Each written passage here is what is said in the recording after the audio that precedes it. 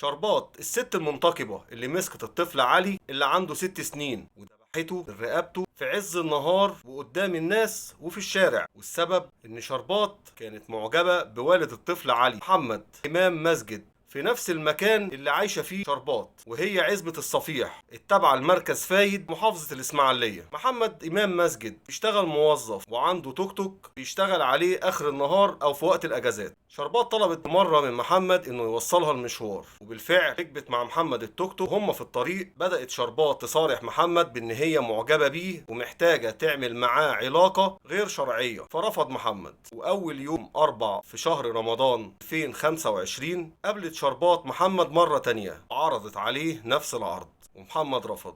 في المرة التالتة محمد بعت لابنها اللي عنده 16 سنة اسمه برضه محمد وقال له ينفع اللي والدتك بتعمله ده؟ هو كشاب صغير اتفاجئ بالكلام، بعت جاب خاله جدته وراحوا لمحمد اللي هو ابو الطفل علي وقعدوا معاه. فعل صدقوا كلامه وقالوا له احنا لو مش عارفينك ما كناش هنصدقك، كنا هنصدقها هي. خرجوا من عنده من البيت وراحوا بيتهم لان البيوت هناك جنب بعضها وشربات تبقى جارته. فخرجوا من البيت ومحمد ابو الطفل علي بيقول انا سمعت الضرب بودني، هم بيضربوها وبيشتموها وبيهزقوها. وخلص الموضوع على كده. شربات قابلت محمد بعدها بفتره قريبه وقالت له انا هندمك، فمحمد افتكر ان هي هتندمه يعني تتبلى عليه. دارت الايام وجه في يوم محمد سمع شربات وهي بتصوت، فراح جري على بيتها. اول ما دخل زودت الصويت وفضلت تقول محمد علي اتهجم عليا وعاوز يغتصبني، يعني كنوع من انواع رمي البلا. رجع بسرعة تاني على بيته وكانت مراته عارفة وشاهدة على كل اللي بيحصل ده، بالإضافة لعمه اللي بيعتبر صاحبه كان متابع معاه الموضوع من أوله.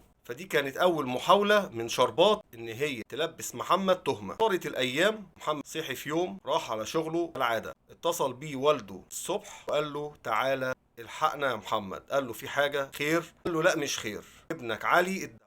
محمد ساب الشغل ورجع جري، لقى ابنه في نص الشارع مضروب في رقبته ضربتين بسكينة.